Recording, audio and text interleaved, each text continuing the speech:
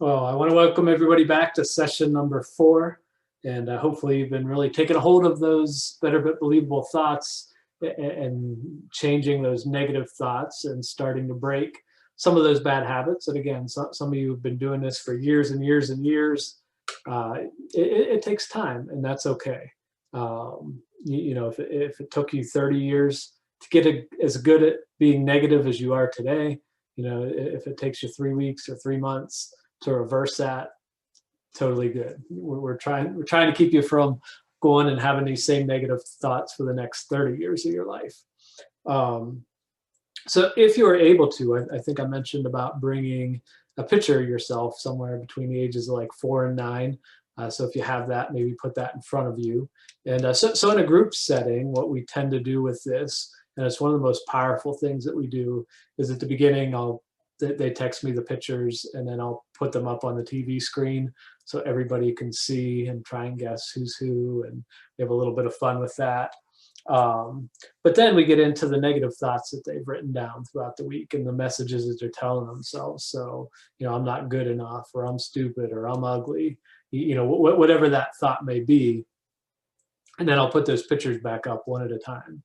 And we'll go around and I'll say, like, to whoever's kid picture is on the screen, like, I want you to tell that little girl that she's not worthy. Or you tell that little girl that she can't be a good mother. Tell that little girl that she's ugly. Tell that little boy that his life really doesn't mean anything. And usually there's a lot of tears and a lot of things, but the reality exists that that little boy or that little girl on the TV screen is that person. And so the picture that you have with you, if you remember to bring one, like, that's you. So when you have these thoughts that you're not worthy, or you're dumb, or whatever it may be, you're not just telling them to yourself. You're saying to that little boy or that little girl, and that little boy, that little girl doesn't deserve those negative thoughts that you're saying, and you don't deserve the negative thoughts that you're saying. But if you can't believe that you don't deserve it, I'm sure you can look at that picture that you have in front of you, and just try and tell that little boy or that little girl that they're ugly, they're stupid, and you'll see and realize they don't deserve to hear that. But when you say those to yourself, you're saying it to that person on that picture. So just let this be a reminder. I changed the program a little bit, but normally in the past with these groups, the participants had like a certain verse that we'll get into, I think, in week 6 from the Bible that kind of becomes like a motto for them. And so I would go to Walmart and I would put their kid picture on one side, and then kind of like this life verse that they picked out of who God sees them to be on the other. And they would put them on their nightstand. Some got it framed, and it was always a reminder that that they're worth it, and these negative thoughts need to stop, and really just use that as a reminder. Set that little kid picture close by to you, and remember the thoughts that you say to yourself, you're saying to them, and let's put an end to it right here and right now. All right, so with that, I'm excited about this new skill. So this is something like when your anxiety is kind of shooting through the roof. So your anxiety is a 9.5 out of 10. Maybe it's an 11 out of 10, whatever it may be. Like, sometimes the deep breathing and the mindfulness and the other things we've learned can make it feel worse. So I'm going to introduce a skill that will help you when anxiety is off the charts. And I'll go back, the recordings from these I've been using with clients I've been working with, just as reminders. So rather than redoing them all over again, I just keep sharing a video I made about a year ago on each of these skills. So I'll share this one with you now.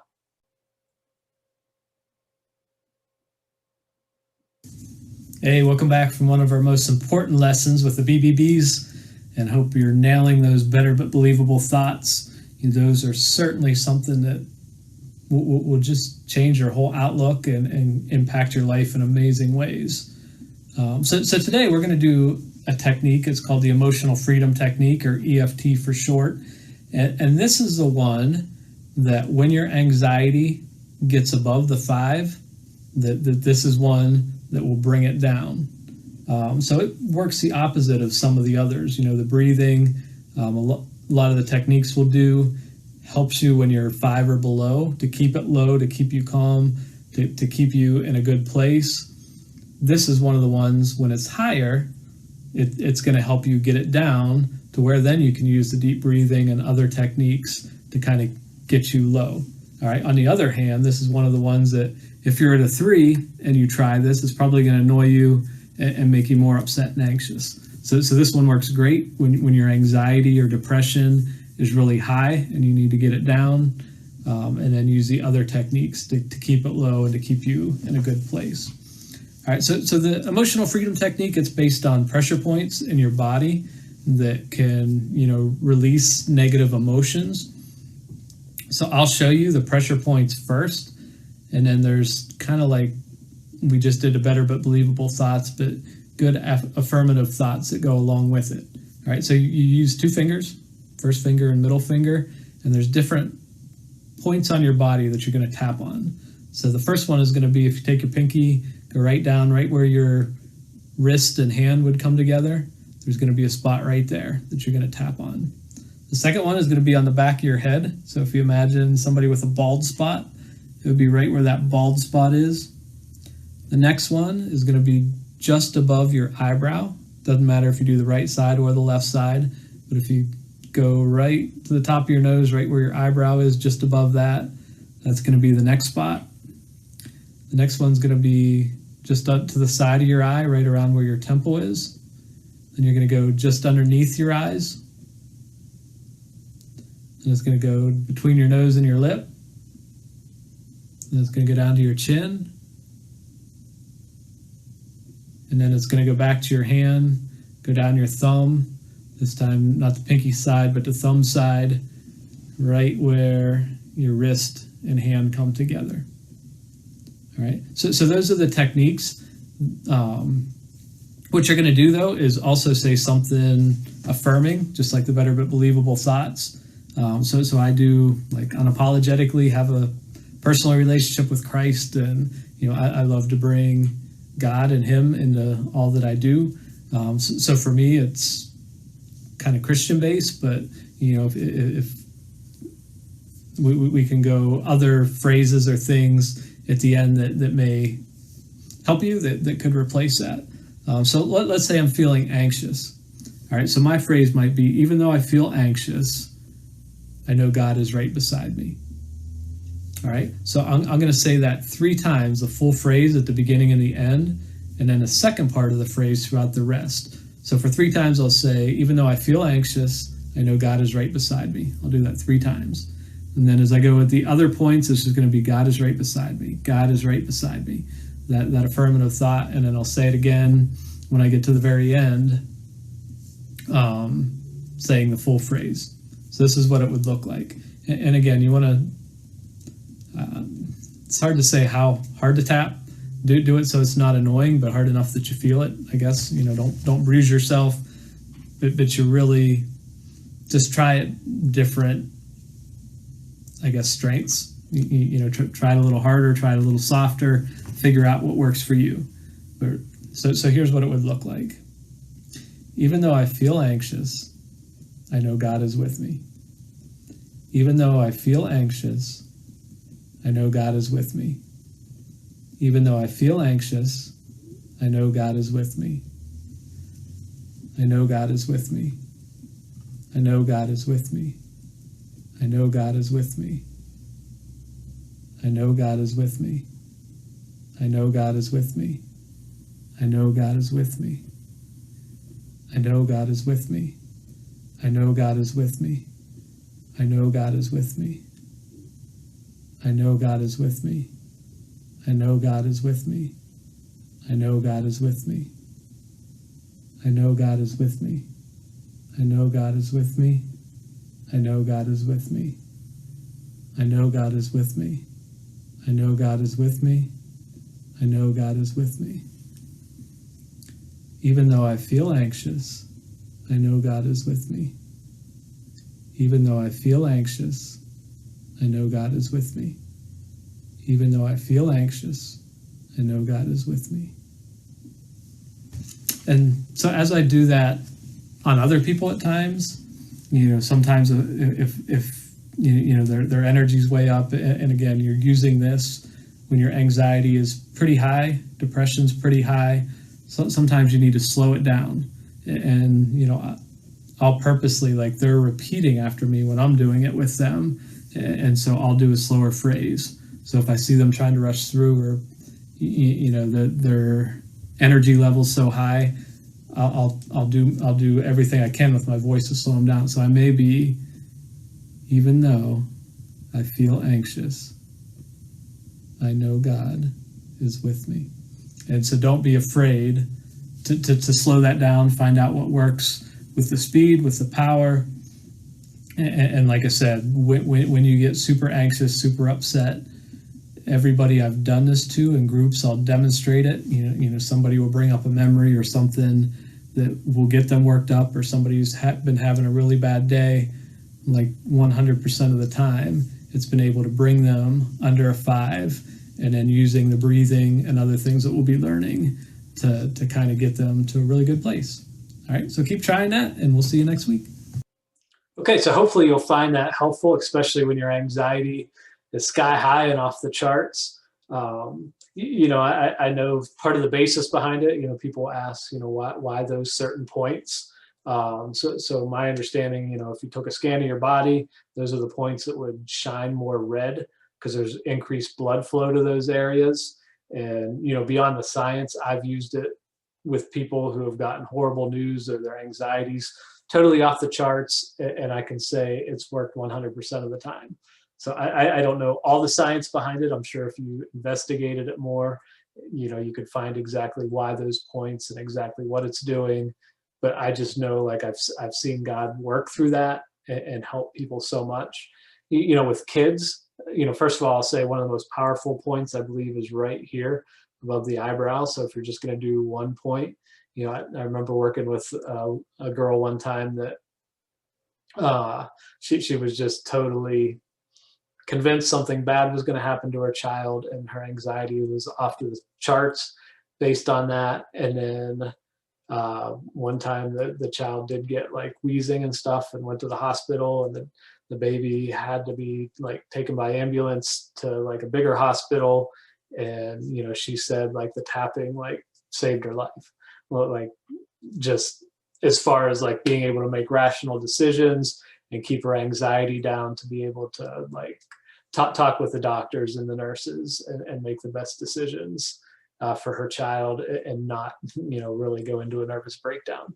And a lot of times with kids, I teach them the magic mustache. So, this is one of the points, and they can literally sit at their desk, make a little mustache, give a little push there, and just do the positive affirmations, and it works well for them as well. So hopefully give it a shot, see what you come up with, and hopefully it'll work for you. So what I want you to do next, on page 15, there's an expectations survey. So I'll let you go through that. You can pause the video, just put the numbers in, and then you're going to add up your total score. And so go ahead and pause now, and when you're done, hit the play. Okay, so hopefully you're done with the expectations survey. So this is the way the scores kind of come out. So if you did 0 to 25, that's too low. You just don't care about enough. And honestly, like a lot of times people in like a major depressive episode, they would just put 1 straight down through because they've just given up and they don't really care. So that would just be an indication of like depression is setting in, and actually need to boost up those scores and care a little bit more about some of these things. So 25 or 26 to 35 would be the ideal level. So that's kind of like a number to shoot for, and would be like a really healthy level. 36 to 45, I would say your expectations moderately contribute to how you're feeling. And then 46 plus, like, expectations are definitely playing a part in the way you feel.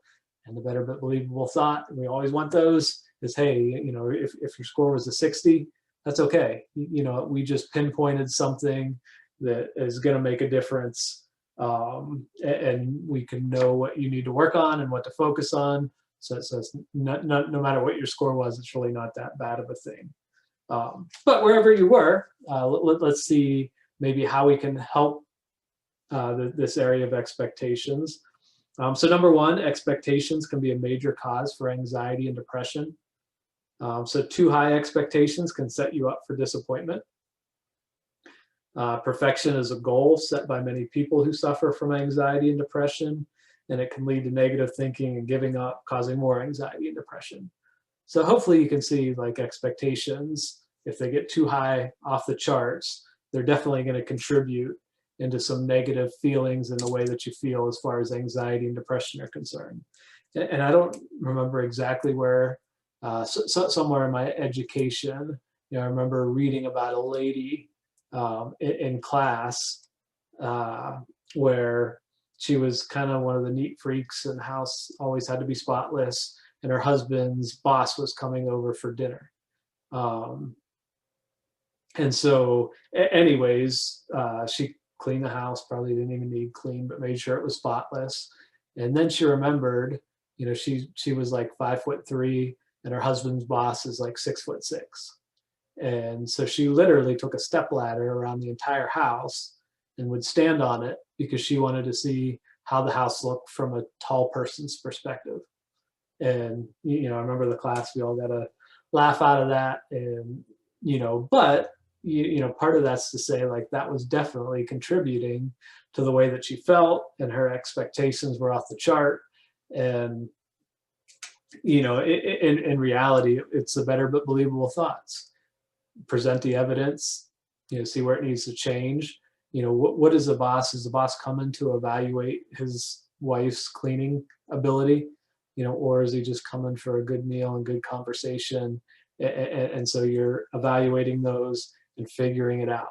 So as part of your homework this week, you're going to take your survey questions, and any that you put a 4 on, you're going to evaluate the effect, the evidence around it. You're going to create a better but believable thought. You can even do it with 3s if you want.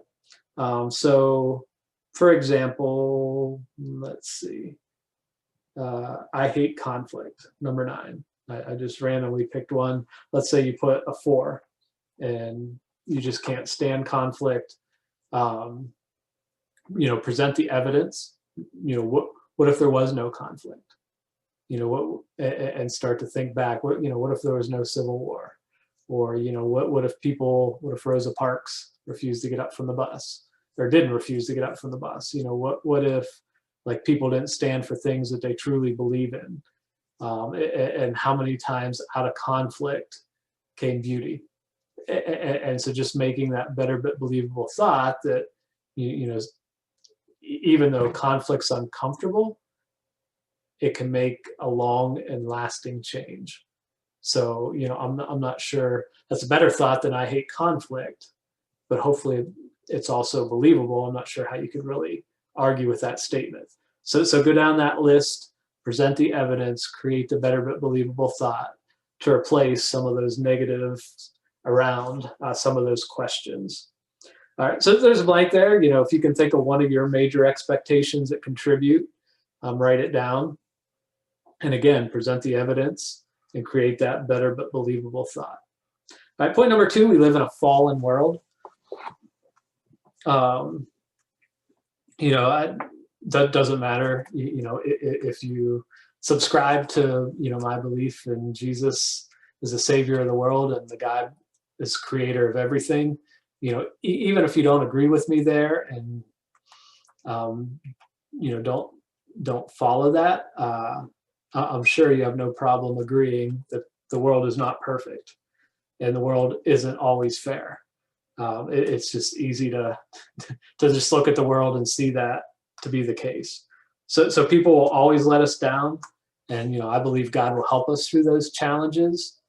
But setting up life should be perfect and life should be fair is just not a reasonable expectation.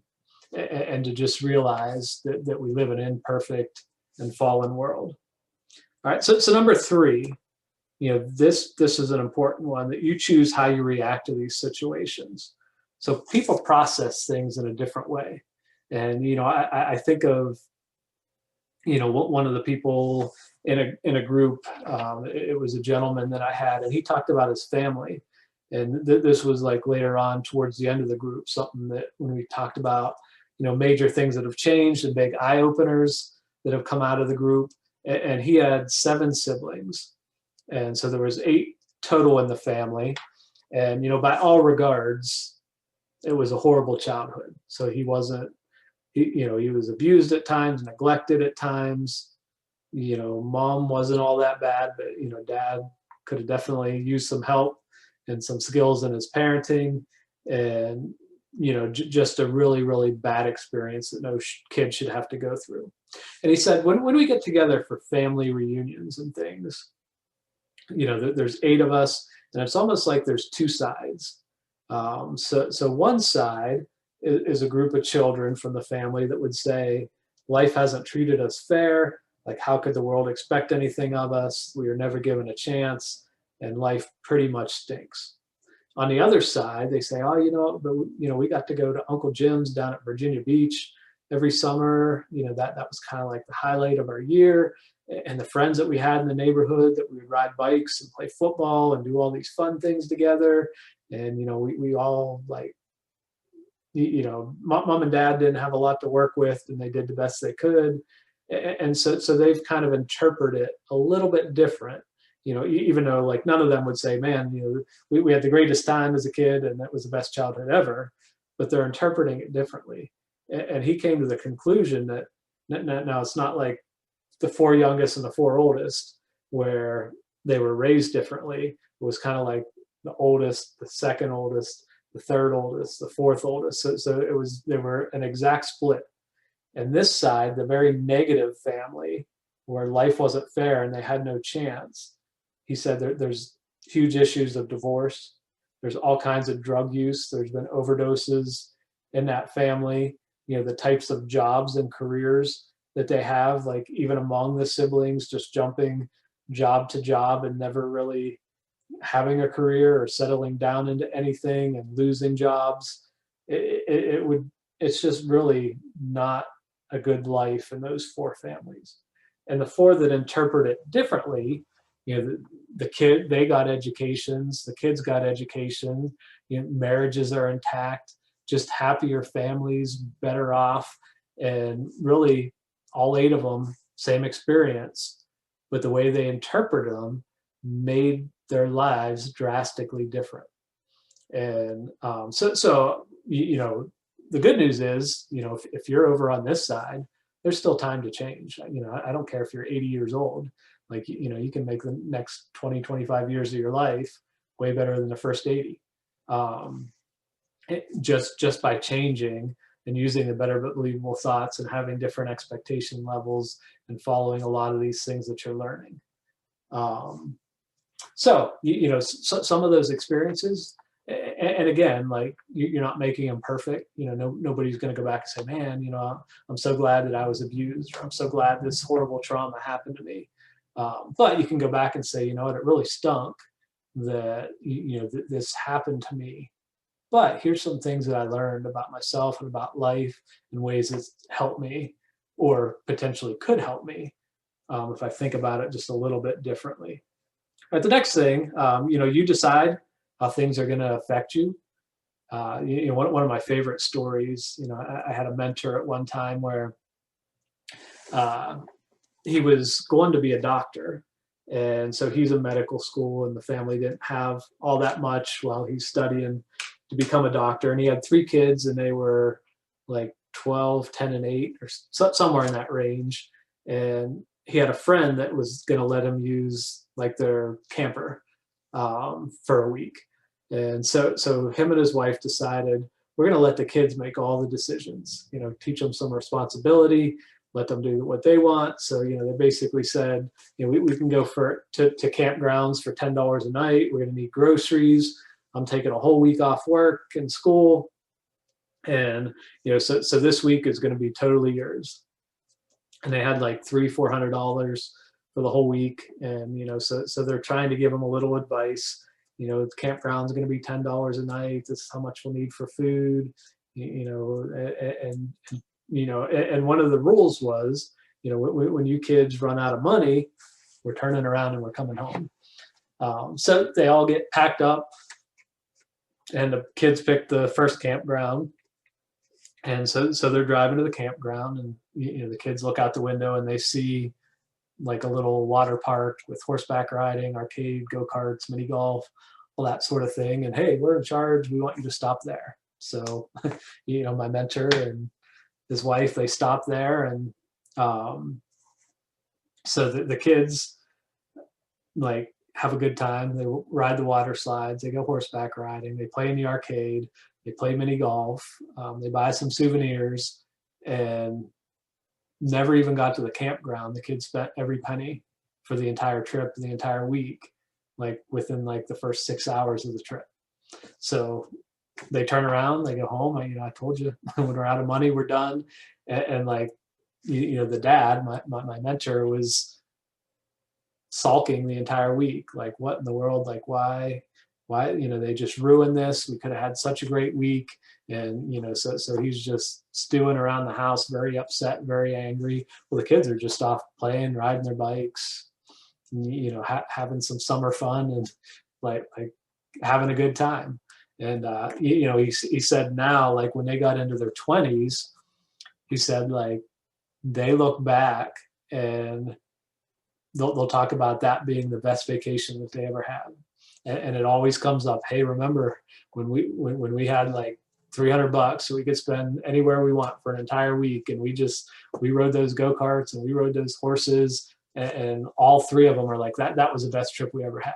Now when my friend or mentor graduated and became a doctor, the kids went to Disney World, the kids went to Paris, and they went on all these extravagant big vacations, and yet they all come back to that trip where we went to that water park and blew all the money.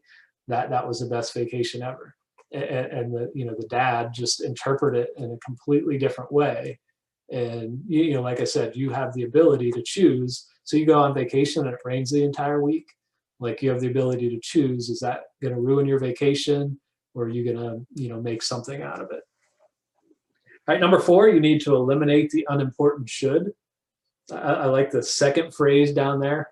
It's Dr. Aaron Beck, who created cognitive behavioral therapy. He always says, stop shoulding all over yourself, because we tell ourselves we should. So first of all, be compassionate about the important should. So yeah, there are things that we should do, right? So I would say I should pray. I should spend some time with my child. There's definitely the important ones that, if there's a day I have to work away or I'm traveling and I don't get to see my son, like, it's not that it's unimportant, but I got to have compassion.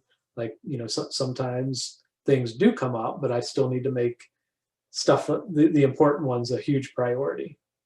Also, you need to be able to set things down. So I see, I have a jar lid here, right? So if I hold this up for 10 seconds, then I set it down for a minute, then I pick it up for 10 seconds, then I set it down for a minute, and I do that all day long, like, it's probably not going to affect me or bother me all that much. Now, if I pick this thing up and I hold it out, and you want me to hold it out there for the entire day, by the end of the day, like, that's going to be killing me. And, this is what we need to do with some of those shoulds.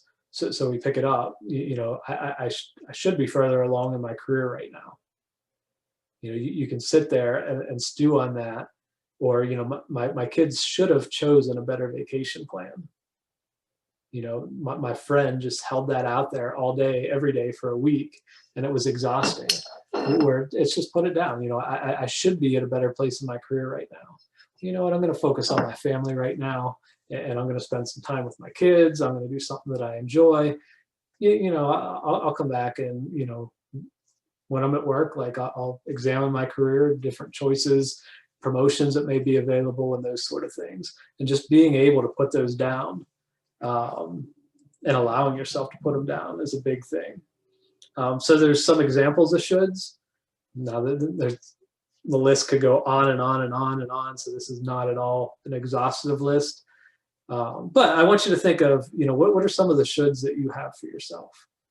And you can, like, write those down. And again, you need to evaluate which ones are important and which ones are unimportant. Now here's the thing: people with anxiety, they tend to think they're all super important. So if you're feeling that way, talk to a spouse, talk to a friend, somebody who can look and, probably laugh at some of the ones on your list and saying, that's really, in the grand scheme of things, not all that important. So in the second one there, sometimes not only do we should on ourselves, sometimes we should all over other people as well. And we kind of put like our expectations that we have down on others. And, I think, one of the ladies I had in group said every Saturday morning from 9 to 11 was her and her kids' cleaning time. So everybody had to clean. And so those kids missed out on sleepovers. Sometimes the kids even miss like sports practices and things because Saturday morning was always set aside from 9 to 11 for their cleaning time. And, when we kind of examined that, like, why is this so important?